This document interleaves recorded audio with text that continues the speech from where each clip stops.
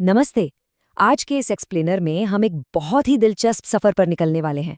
हम बात करेंगे दो ऐसी प्राचीन दार्शनिक प्रणालियों की जो हमें इस दुनिया को, यानी हमारी वास्तविकता को गहराई से समझने के लिए कमाल का टूल किट देती हैं। मेरा मतलब है न्याय का तर्कशास्त्र और सांख्य का द्वैतवाद। तो आज हम किन किन चीजों पर चर्चा करेंगे?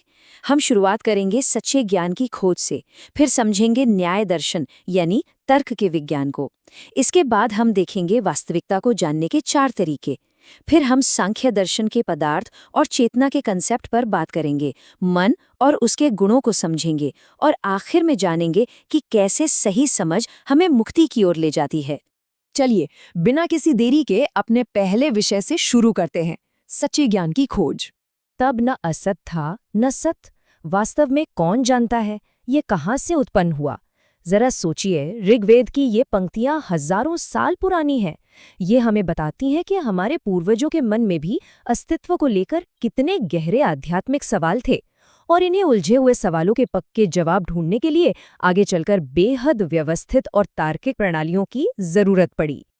और यहीं से हमारा दूसरा विषय सामने आता है, न्याय यानी तर्क का विज्ञान। अब देखिए, किसी भी चीज को गहराई से समझने से पहले एक सबसे बुनियादी सवाल उठता है, हम इंसानों को आखिर कैसे पता चलता है कि क्या सच है और क्या झूठ? पूरे ब्रह्मांड को डिकोड करने से पहले हमें ये तय करना होगा कि सही जानकारी या फैक्ट्स इकट्ठा करने का सही तरीका क्या है। इसके बिना तो हम सिर्फ अंधेरे में तीर चला रहे होंगे, है ना? और यही एंट्री होती है न्याय की। इसका शाब्दिक अर्थ ही है नियम या तरीका। अक्षपाद गौतम द्वारा शुरू किया गया ये दार्शनिक स्कूल पूरी तरह से लॉजिक पर टिका है। इसका सीधा सा फंडा है जिसे हम प्रत्यक्ष यथार्थवाद कह सकते हैं। मतलब, दुनिया में जो कुछ भी वास्तव में मौजूद है, अगर हम सही और वैज्ञानिक तरीकों का इस्तेमाल करें तो उससे निश्चित रूप से जाना जा सकता है। तो चलिए अब अपने तीसरे विषय की तरफ बढ़ते हैं और देखते हैं कि वास्तविकता को जानने के ये तरीके आखिर है कौन से। इसके लिए न्याय दर्शन हमें एक बहुत ही स्पेसिफिक टूल देता है जिसे प्रमाण कहते हैं। इसे आप ज्ञान का साधन समझ सकते हैं। प्रमाण की सबसे खास बात यह है कि ये कभी आपको गलत जानकारी नहीं दे सकता। ये पूरी तरह से फैक्ट्स पर आधारित है। इसका पूरा फोकस इस बात पर है कि हम अपनी खुद की सोच और समझ को कैसे क्रॉस चेक कर सकते हैं। अब जो बात सबसे ज्यादा दिलचस्प है वो ये कि सख्त दार्शनिक प्रणाली ने सत्य को खोजने के सिर्फ 4 वैलिड तरीके बताए हैं। केवल 4। पहला है प्रत्यक्ष, यानी जो हम खुद देखते या महसूस करते हैं। दूसरा अनुमान। तीसरा उपमान, यानी तुलना करना। और चौथा है शब्द, मतलब किसी भरोसेमंद एक्सपर्ट की गवाही। बस, इसके बाहर कोई और तरीका मंजूर नहीं। इनमें से अनुमान को जरा करीब से देखते हैं। इसके 5 बहुत ही सटीक चरण हैं: प्रतिज्ञा, हेतु, उदाहरण, उपनय और निगमन। ये पांचों स्टेप्स कमाल के तरीके से समझाते हैं कि कैसे हम सिर्फ उड़ता हुआ धुआं देखकर एक अदृश्य चीज यानी जलती हुई आग को लॉजिकली साबित कर सकते हैं। ये विचारों की एक एकदम सॉलिड तार्किक चेन है। इसी तरह उपमान यानी तुलना करना भी एक बहुत ही काम का टूल है। मान लीजिए कोई मुसाफिर किसी नई जगह जाता है और एक अनजान जानवर को देखता है। वो उससे तुरंत पहचान लेता है क्योंकि उसे किसी ने बताया था कि वो जानवर बिल्कुल गाय जैसा दिखता है।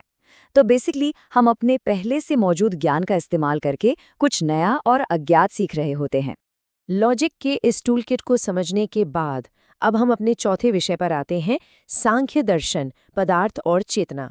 एक बार जब हमारे पास ज्ञान हासिल करने का सही तरीका आ गया तो अगला लॉजिकल सवाल ये उठता है कि भाई, ये दुनिया, ये वजूद आखिर बना किस चीज से है? भौतिक और अभौतिक दुनिया का असली नेचर क्या है? इन सवालों का जवाब देता है सांख्य दर्शन, जिसे प्राचीन ऋषि कपिल ने स्थापित किया था। सांख्य हमें बताता है कि ये जो हमारी वास्तविकता है, ये कोई एक सिंगल चीज या ब्लॉक नहीं है, बल्कि ये ब्रह्मांड 2 पूरी तरह से अलग-अलग मूलभूत तत्वों से बना है जो लगातार एक दूसरे के साथ इंटरैक्ट कर रहे हैं। और वो 2 तत्व हैं पुरुष और प्रकृति।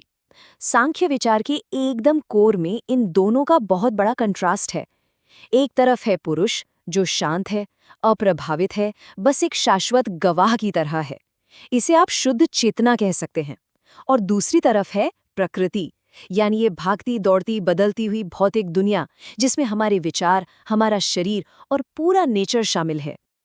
अब आते हैं अपने पांचवें हिस्से पर, मन और गुण।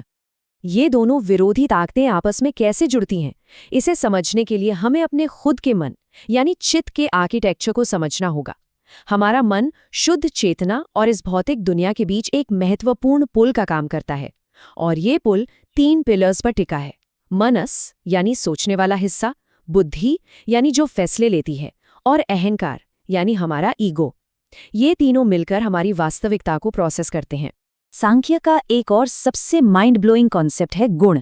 इसके अनुसार संपूर्ण प्रकृति और यहाँ तक कि हमारा हर एक इंसानी बर्ताव सिर्फ 3 मूलभूत गुणों का खेल है। सत्व यानी शुद्धता, रजस यानी एक्टिविटी या बेचैनी, और तमस यानी जड़ता या अंधकार। हम जो कुछ भी करते हैं वो बस इन 3 शक्तियों के बदलते हुए कॉम्बिनेशन का ही नतीजा है। तो फाइनली हम अपने आखिरी और छठे विषय पर पहुंच गए हैं, समझ के माध्यम से मुक्ति। अब न्याय दर्शन की लॉजिकल पावर और सांख्य दर्शन की गहरी समझ, इन दोनों को मिला दें तो अल्टीमेट गोल क्या है? वो गोल है कैवल्य या मोक्ष, अज्ञानता से छुटकारा और भौतिक बंधनों से आज़ादी। आप चाहे न्याय का इस्तेमाल करके अपने मानसिक भ्रमों को तोड़ें या सांख्य का इस्तेमाल करके भौतिक मोह माया से खुद को अलग करें, सही ज्ञान हासिल करना ही इसका इकलौता रास्ता है। क्योंकि देखिए, इंसान का सारा दुख गलत ज्ञान और भ्रम से ही पैदा होता है। जब हम अपने मन को और अपने आसपास की दुनिया को सिस्टमैटिक तरीके से समझ लेते हैं तो हम अपनी झूठी पहचान के छिलकों को एक एक करके उतारने लगते हैं, और जब सारे छिलके उतर जाते हैं तो अंदर बचती है सिर्फ और सिर्फ वो प्योर शुद्ध चेतना। सीधे तौर पर कहें तो सही ज्ञान ही सच्ची आज़ादी है। अब ये सब जानने के बाद ये हमें एक बहुत ही अहम सवाल के साथ छोड़ जाता है। क्या हम जो दुनिया रोज देखते हैं वो सच में वैसी ही है, या फिर वो सिर्फ हमारे बिना परखे हुए लॉजिक और अनियंत्रित मन का एक रिफ्लेक्शन भर है? अपने वजूद को समझने के लिए हम रोज जिस मेंटल टूलकिट का इस्तेमाल कर रहे हैं, जरा सोचिए वो आखिर कितना मजबूत है। इस पर जरूर विचार कीजिएगा।